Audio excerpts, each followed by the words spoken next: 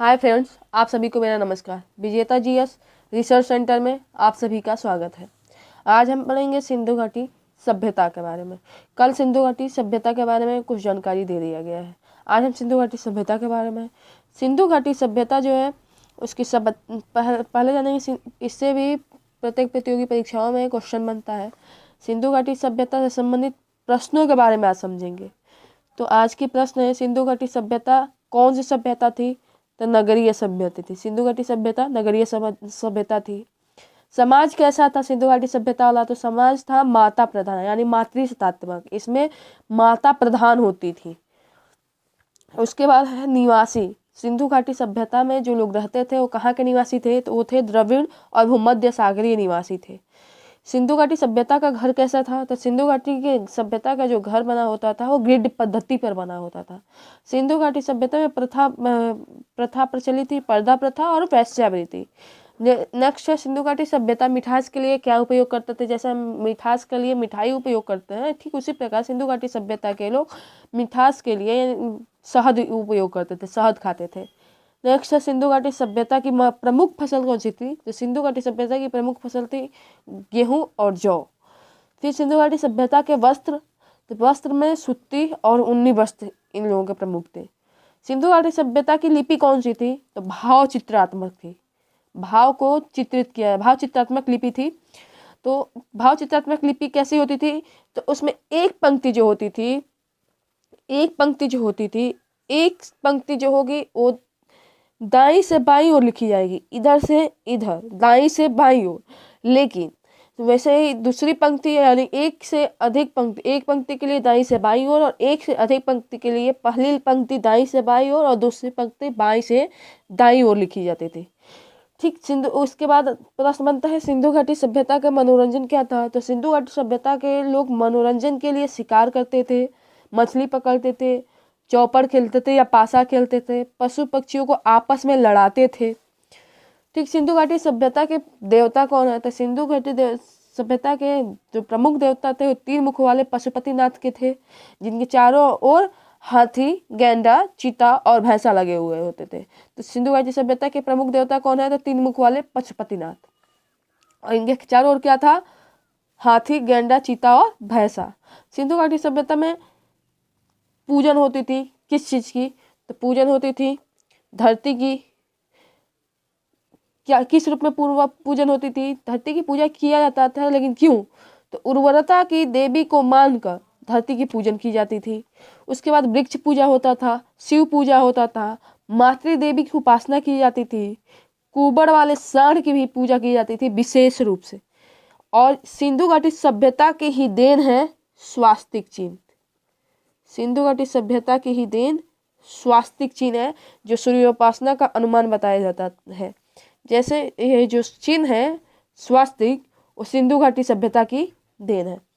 Next है, सिंधु घाटी सभ्यता के लोग यातायात के लिए क्या उपयोग करते थे? तो सिंधु घाटी सभ्यता के लोग यातायात के लिए 2 पहियों एवं 4 पहियों वाली बैलगाड़ी या भैंसा गाड़ी का प्रयोग करते थे। सिंधु घाटी का दूसरा नाम मेलुहा है।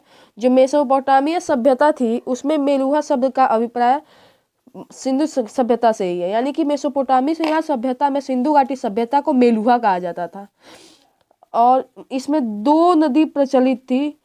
पहली थी दजला नदी, दूसरी थी फरात नदी। दजला नदी को वर्तमान नाम तिग्रिस नदी कहा जाता है और फरात नदी को वर्तमान में यूफ्रेटस कहा जाता है, यूफ्रेटस नदी। नेक्स्ट है, सिंधु घाटी सभ्यता में विनाश का कारण क्या था? तो सिंधु घाटी सभ्यता के विनाश का कारण बाढ़ था। नेक्स्ट आते हैं दोस्तों कि सिंधु घाटी सभ्यता के घरों के दरवाजे, कैसे होते थे? तो सिंधु घाटी सभ्यता के जो घरों के दरवाजे होते थे वो सड़क की ओर न खुल के पिछवाड़े की ओर खुलते थे। सड़क की ओर नहीं खुलते थे, वो पिछवाड़े की ओर खुलते थे। लेकिन इसका एक अपवाद भी था, जो है लोथल। इसमें दरवाजे मुख्य सड़क की ओर खुलते थे।